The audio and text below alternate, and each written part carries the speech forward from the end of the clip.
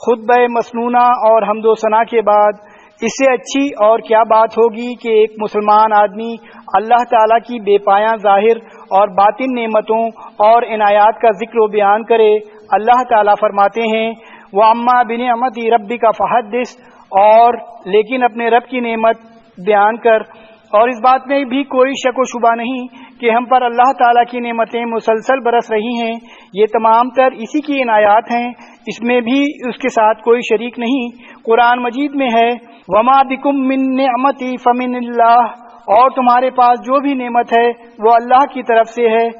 اللہ کے بندو، ہم سب کو اس بات میں کوئی اختلاف نہیں کہ اللہ تعالیٰ کی وہ سب سے بڑی نعمت جس سے اس نے ہم کو نوازا ہے وہ عقل ہے۔ یہ عقل ہمیں اللہ تعالیٰ نے گونگے، حیوانوں اور سخت چٹانوں سے ممتاز کرنے کے لیے ہبہ کی ہے۔ انسان عقل ہی کے ساتھ معزز ہوا ہے، اسی کی وجہ سے ایک مسلمان آدمی شریعت کے احکام کا مکلف اور پابند قرار دیا جاتا ہے، اور اسی کے ساتھ وہ اپنے خالق کی معرفت حاصل کرتا ہے۔ یہ وہ عقل ہے جس کے ذریعے انسان خیر و شر اور ہدایت و گمراہی کے درمیان فرق کر سکتا ہے۔ اگر وہ اسے ہدایت کی راہ پر چلنے اور ہلاکت کے مقامات سے بچنے کے لیے بطور سبب استعمال کرے تو اس سے بڑھ کر کوئی نعمت نہیں۔ عقل جو تمام انسانی طاقتوں میں سب سے بڑی شمار ہوتی ہے، ایک بہت بڑی نعمت اور واضح امتیاز ہے جو اللہ تعالیٰ نے ہم پر مہربانی کر کے ہمیں عنایت فرمائی ہے۔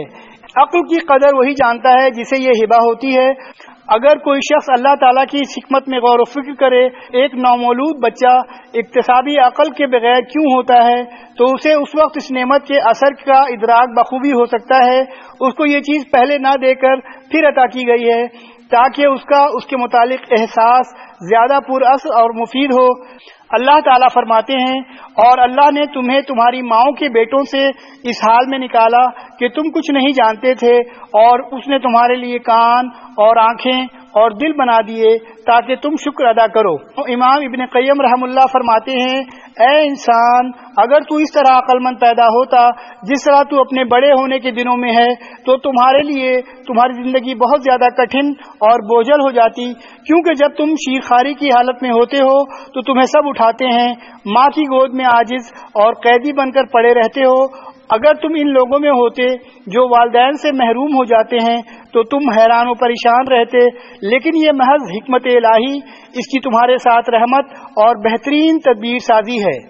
عقل کی دو قسمیں ہوتی ہیں، نمبر 1 پیدائشی عقل، نمبر 2 اکتسابی ذاتی محنت سے حاصل کردہ عقل۔ پہلی عقل اس بچے کی عقل کی طرح ہے جس کا ذکر ہوا ہے، اور دوسری وہ عقل ہے جسے بچہ وقت گزرنے کے ساتھ ساتھ حاصل کرتا ہے تاکہ وہ 40 برس کا ہو جائے۔ اس کے بعد یہ کم ہونا شروع ہو جاتی ہے تا وقت کہ آدمی سٹھیا جائے اور مغبوط الحواس ہو جائے۔ لیکن علم کے برعکس کہ وہ ہر روز بڑھتا رہتا ہے اور سیکھنے کی انتہا عمر ختم ہونے تک ہے۔ یہ اس بات کی دلیل ہے کہ عقل علم سے کمزور تر ہے۔ اللہ کے بندو، یہی وجہ ہے کہ تمام رسولوں کا ضروریات پنجگانہ کی حفاظت کرنے پر اجماع اور اتفاق ہے۔ یہ 5 ضروریات حسب ذیل ہیں: دین، عقل، عزت، مال اور جان۔ عقل ان تمام ضروریات میں سب سے بڑی ہے جو ایجاب اور منع کے ساتھ مربوط ہے۔ ایجاب کی صورت یہ ہے کہ اس کو اللہ سبحانہ وتعالیٰ کی اطاعت اور دین اسلام کا اعتقاد رکھنے میں استعمال کیا جائے، اور منع کی صورت یہ ہے کہ اس عقل کو خراب کرنے والے ہر ذریعے اور اس کو اللہ تعالیٰ کے نور سے منقطع کرنے والے ہر وسیلے کا خاتمہ کر دیا جائے۔ اس لیے ہر اس چیز کا استعمال حرام قرار دے دیا گیا ہے جو اس کے زائل ہونے کا سبب بن سکتی ہے، جیسے نشہ آور اشیاء کا استعمال وغیرہ۔ لیکن وہ لوگ جنہوں نے اپنی عقلوں کو بیڑیاں پہنا دی ہیں اور انہیں دین کے صاف شفاف سرچشموں پر آنے سے روک دیا ہے، تو یہ وہ لوگ ہیں جن کے بارے میں اللہ تعالیٰ نے فرمایا ہے بے شک تمام جانوروں سے برے اللہ کے نزدیک وہ بہرے گونگے ہیں جو سمجھتے نہیں، اور اگر اللہ ان میں سے کوئی بھلائی جانتا تو انہیں ضرور سنوا دیتا، اور اگر وہ انہیں سنوا دیتا تو بھی وہ منہ پھیر جاتے اس حال میں کہ وہ بے رخی کرنے والے ہوتے۔ اسی لیے قیامت کے دن اس طرح کے لوگوں کا یہ جواب ہوگا، اور وہ کہیں گے اگر ہم سنتے ہوتے یا سمجھتے ہوتے تو بھڑکتی ہوئی آگ والوں میں نہ ہوتے۔ عقل کی 2 قسمیں ہیں، نمبر 1 توفیق الہی کی حامل عقل، نمبر 2 رسوائی کے دھوکے میں آنے والی عقل۔ جو عقل توفیق الہی کی معاونت کی حامل ہوتی ہے وہ آدمی کو فرض کی پاسداری، اللہ کے حکم کے آگے سر تسلیم خم کرنے اور اس کے تسلیم و رضا کو اپنانے کی تلقین کرتی ہے، لیکن وہ عقل جو دھوکے کے پھندے میں آ جاتی ہے وہ آدمی سے اس بات کا مطالبہ کرتی ہے کہ وہ اس علم کا گہرائی کے ساتھ کھوج لگائے جو صرف اللہ کے پاس ہے، اور اس نے اپنی حکمت بالغہ کے تحت اپنی تخلیق کے اسرار کو اس کی فہم کی رسائی سے دور رکھا ہے۔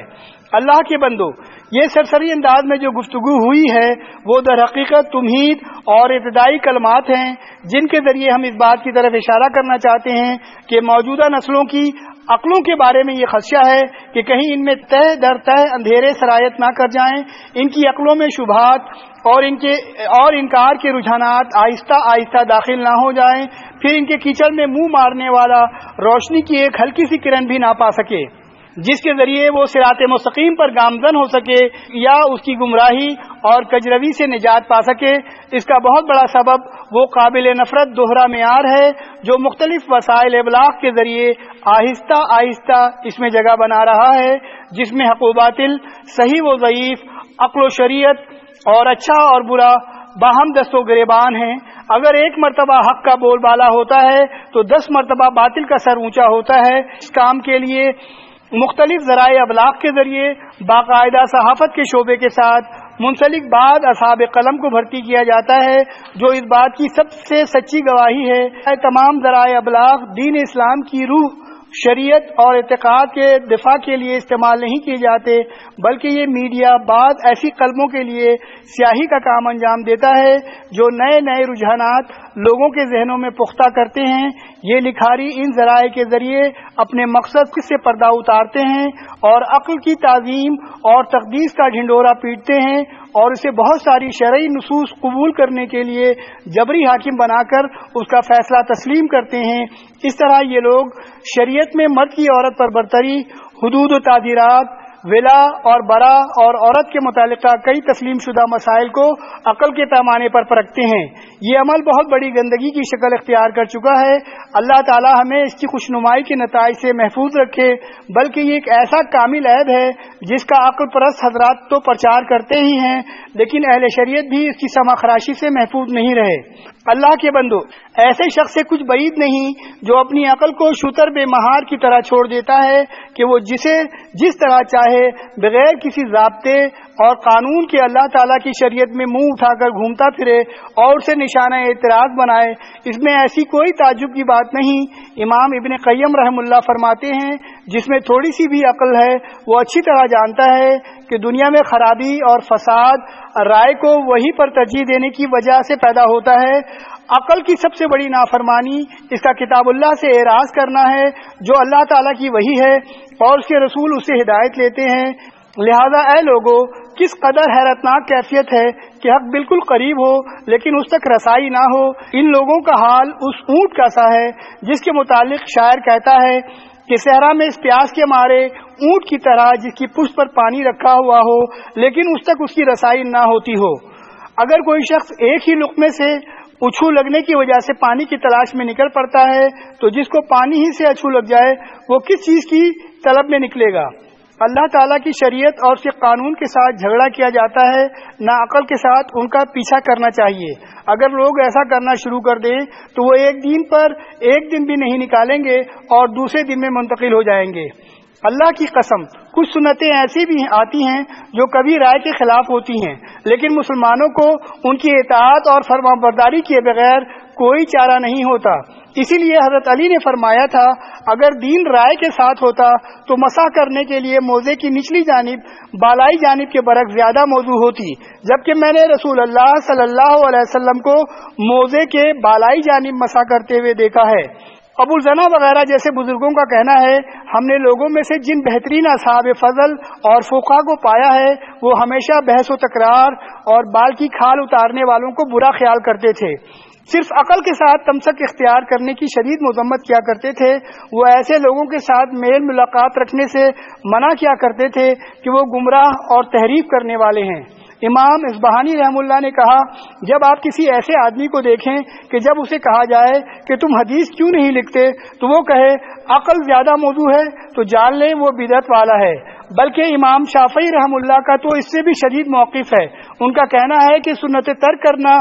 اس پر اعتراض کرنا اور اس کو نہ لینا پاگل پن کی ایک قسم یا مکمل پاگل پن ہے، چاہے بظاہر محسوس نہ ہو۔ آپ کا قول ہے کہ جب مجھے حدیث رسول کا علم ہو اور میں اس کو نہ لوں تو میں تم کو گواہ بنا کر کہتا ہوں کہ میری عقل ضائع ہو گئی ہے۔ اسی لیے امام ابن تیمیہ رحم اللہ نے عقل کو صنم قرار دیا ہے اگر آدمی اس میں غلو اور مبالغہ آرائی کرے۔ آپ فرماتے ہیں عقل کی تعظیم کی دعوت دینے والے در حقیقت ایک صنم کی تعظیم کی دعوت دیتے ہیں جس کا نام انہوں نے عقل رکھا ہوا ہے۔ اگر عقل اکیلی ہی ہدایت اور رہنمائی کے لیے کافی ہوتی تو اللہ تعالیٰ رسول نہ بھیجتے۔ یہاں امام ابن قیم رحم اللہ نے بھی اس مسئلے کے بیان میں بڑی خوبصورت گفتگو کی ہے جو بیمار کے لیے پیام شفا اور پیاسے کے لیے ٹھنڈے پانی کی حیثیت رکھتی ہے۔ وہ فرماتے ہیں کہ ایک مومن کے ذہن میں یہ بات کیوں کر آ سکتی ہے کہ اللہ تعالیٰ کی طرف سے نازل کردہ وحی کی نصوص میں کچھ ایسی نصوص بھی ہیں جو عقل سلیم کے خلاف ہیں، بلکہ صریح عقل صحیح نص کے لزوم سے جدا ہی نہیں ہو سکتی، بلکہ وہ دونوں نہ جدا ہونے والے بھائی ہیں۔ اللہ تعالیٰ نے اپنی کتاب میں ان دونوں کا ملاپ کرا دیا ہے۔ اگر نقل قرآنی آیات اور احادیث ان عقلوں کے ساتھ متعارض ہو تو ہم صحیح نقل اختیار کریں گے اور ان عقلوں کو قدموں تلے رون ڈالیں گے اور ان کو وہاں پھینکیں گے جہاں اللہ تعالیٰ نے ان کو اور ایسے عقل مندوں کو پھینکا ہے۔ یہ کس طرح بدگمانی کی جا سکتی ہے کہ اللہ تعالیٰ کی کامل شریعت ناقص ہے جسے مکمل کرنے کے لیے ایک خارجی سیاست کی ضرورت ہے یا کسی ایسے قیاس یا معقول کی حاجت ہے جو اس سے باہر ہو۔ جس کا یہ گمان ہے تو وہ اس شخص کی طرح ہے جس نے یہ گمان کیا ہے کہ لوگوں کو حضرت محمد صلی اللہ علیہ وسلم کے بعد کسی دوسرے رسول کی ضرورت ہے۔ اللہ کے بندو، خلاصہ یہ ہے کہ عقل ان متاخرہ زمانوں میں ایک زبردست ٹھوکر کھا چکی ہے اور ایسے امور میں جا گھسی ہے جہاں اسے پیروی کرنے والی ہونا چاہیے تھا نہ کہ پیشوا۔ سلف صالحین رحم اللہ نے بھی قیاسات اور عقلی دلائل کا استعمال کیا ہے اور بالکل ہی اسے انکار نہیں کیا، بلکہ انہوں نے اسے انکار کیا ہے جو خراب اور شریعت کے خلاف ہو، اس کا خراب ہونا بالکل ظاہر ہو، اور وہ ان چیزوں میں سے ہے جن کو بنیاد بنا کر شریعت کی بعض نصوص کو باطل قرار دیا جاتا ہے یا اس کی دلیل کی بنا پر ان میں تحریف کی جائے کہ یہ نصوص عقلی یقینیات کی مخالفت کرتی ہیں، جبکہ یہ ساری باتیں در حقیقت خیالات، اوہام اور خواہش نفس سے بڑھ کر کچھ بھی نہیں، جن کے ہوتے ہوئے آدمی اس وقت تک تصویر اور ہیولے اور خیال اور حقیقت کے درمیان تمیز کرنے کی صلاحیت نہیں رکھتا جب تک وہ اندھے پن کی پیٹھ پر سواری نہ کرے جو اسے لے کر بصیرت اور بے ہدایت اندھا دھند گھماتا رہے۔ پھر ہم ان جیسوں سے کہیں گے کہ اگر تم شریعت کے میدان میں اپنی عقلوں کو داخل کرنا چاہتے ہو تو کس بشر کی عقل سے ہم فیصلہ کروائیں؟ کیا یہ زید کی عقل ہے یا امرو کی، کسی آدمی کی عقل ہے یا عورت کی، یا کسی متوازن شخص کی عقل ہوگی یا خواہش پرست آدمی کی عقل؟ سو یہ حقیقت بھی یاد رہے کہ عقلی دلائل کم ہی متفق ہوتے ہیں، بلکہ ہر آدمی کی عقل اسے وہ کچھ دکھاتی ہے جو دوسروں کی عقل نہیں دکھاتی۔ الحمدللہ یہ بات بالکل واضح ہے۔ ایک پرانی کہاوت ہے کہ اگر آدمی خاموش رہتا ہے جسے علم نہیں تو کوئی اختلاف نہیں ہوتا۔ جس نے چاند نہیں دیکھا اسے چاہیے کہ جنہوں نے اسے اپنی آنکھوں سے دیکھا ہے ان کی باتوں کو مان لیں۔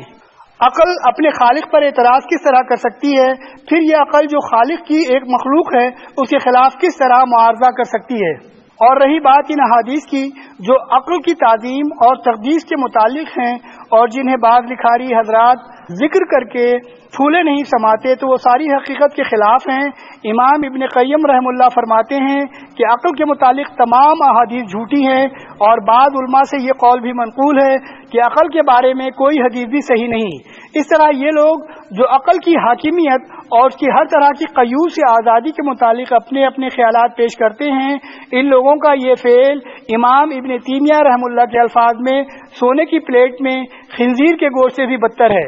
لہذا ہر مسلمان پر یہ واجب ہے کہ وہ اللہ جل جلالہ کا تقوی اختیار کرے، اور اسے علم ہونا چاہیے کہ اللہ تعالیٰ کی شریعت اس لیے نہیں کہ اسے عقل کا شکار بنا کر اس کے ساتھ بحث و تکرار کی جائے۔ اللہ تعالیٰ نے عقل کی حدود متعین کر دی ہے جن سے تجاوز کرنا جائز نہیں، اور نہ اس کے ذریعے اس پر کوئی بات گھڑنی چاہیے۔ اللہ تعالیٰ فرماتے ہیں، کہہ دے کیا تم زیادہ جاننے والے ہو